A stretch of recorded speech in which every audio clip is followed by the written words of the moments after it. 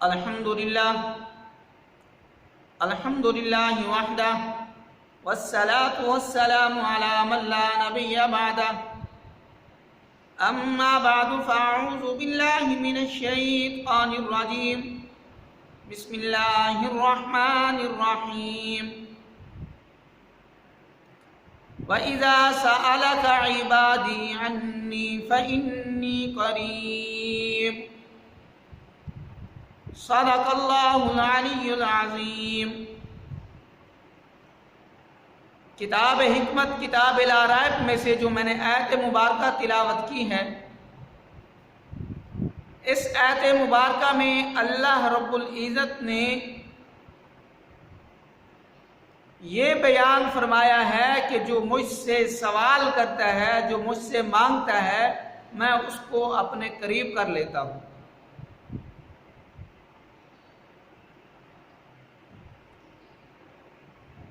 آج ہمارے گفتگو کا جو موضوع ہے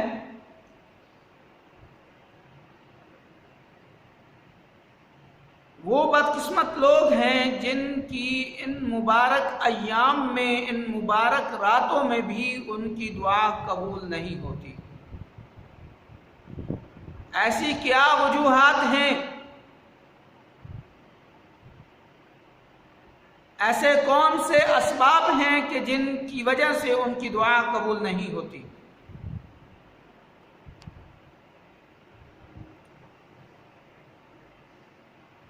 دو انسان ایسے ہیں جن کی دعا کبھی بھی قابل قبول نہیں ہوتی۔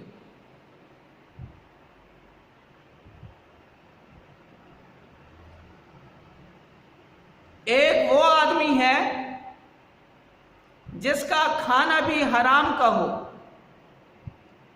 جس کا پینا بھی حرام کا ہو، جس کا لباس پہننا بھی حرام کا ہو، تو اس کی بھی دعا قابل قبول نہیں ہوتی۔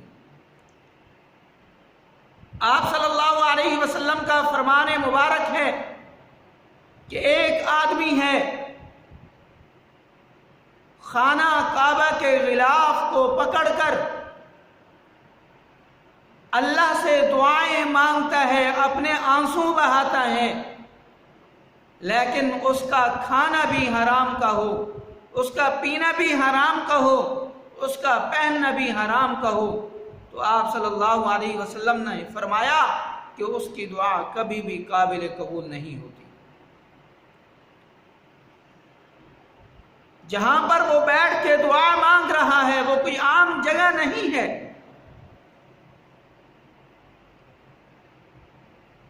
وہ ایسی مقدس، ایسی پاک جگہ ہے کہ اگر وہاں پر کوئی آدمی پناہ لے لے تو وہاں پر اس کے اوپر اللہ کا عذاب بھی نہیں آتا اور وہاں پر اس کو کوئی سزا بھی نہیں دی جاتی۔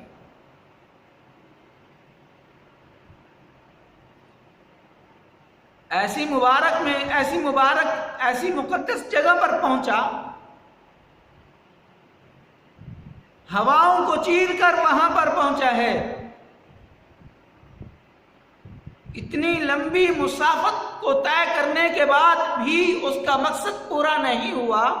اس کی وجہ کیا ہے؟ وجہ یہ ہے کہ اس کا کھانا بھی حرام کا ہے، اس کا پینا بھی حرام کا ہے، اس کا لباس پہننا بھی حرام کا ہے۔ جب یہ چیزیں شامل ہوگی تو اس کی دعا قابل قبول نہیں ہوگی۔ پہلی چیز کیا کہ اگر کسی انسان کا کھانا حرام کا ہو، پینا حرام کا ہو، پہننا حرام کا ہو تو اس کی دعا کبھی قابل قبول نہیں ہوگی۔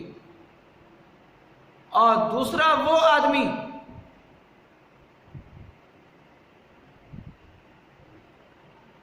کہ زبان سے کچھ کہتا ہے اور دل میں کچھ اور ہوتا ہے۔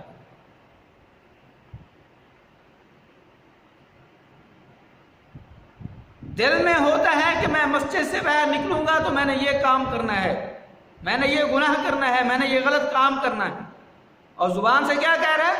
ربنا ظلمنا انفسنا وان لم تغفر لنا وترحمنا لنكونن من الخاسرین۔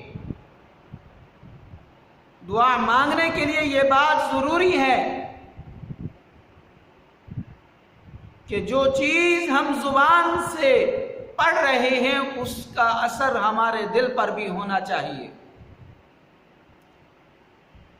اگر ہم صرف زبان سے جھوٹ بول رہے ہیں، دل میں کچھ اور ہے، تو یہ ہم اللہ رب العزت کے ساتھ نعوذ باللہ جھوٹ بول رہے ہیں۔ اور جو انسان جھوٹ بولتا ہے فرشتے اس سے دور ہو جاتے ہیں۔ ایک حدیث مبارکہ کا مفہوم ہے، آپ صلی اللہ علیہ وسلم سے پوچھا گیا، اے اللہ کے نبی، کیا مسلمان بزدل ہو سکتا ہے؟ آپ صلی اللہ علیہ وسلم نے فرمایا کہ مسلمان بزدل تو نہیں ہوتا، لیکن بعض اوقات ایسا وقت آ جاتا ہے کہ وہ بزدل بن جاتا ہے۔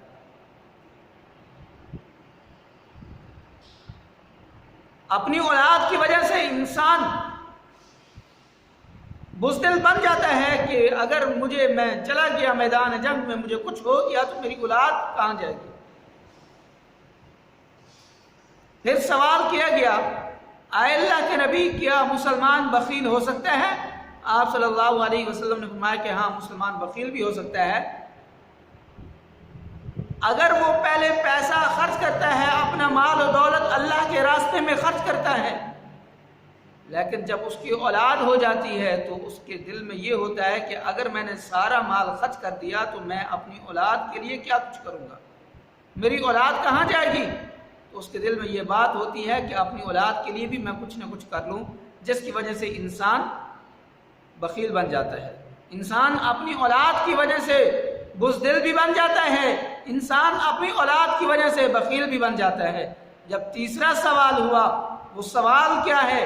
وہ سوال یہ ہے کہ پوچھا گیا، اے اللہ کے نبی، مسلمان جھوٹ بول سکتا ہے؟ اللہ کے نبی کا چہرہ سرخ ہو گیا اور غصے کے انداز میں فرمایا کہ مسلمان اور جھوٹ یہ کبھی نہیں ہو سکتا۔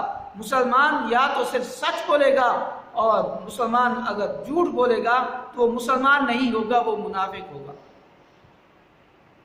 تو اگر ہم چاہتے ہیں کہ ہماری دعائیں اللہ کے ہاں قبول ہوں تو ہمیں چاہیے کہ ہمارا کھانا پینا پہننا سب حلال کا ہو، اور ہم جو اللہ سے دعا مانگ رہے ہیں وہ ہم صدق کے دل کے ساتھ مانگیں، جھوٹ کے ساتھ نہ مانگیں۔ دعا ہے اللہ ہماری اس گفتگو کو قبول کرے، اور ہم نے جو کچھ کہا ہے اللہ ہم سب کو صحیح معنی میں اس پر عمل کرنے کی توفیق عطا فرمائے۔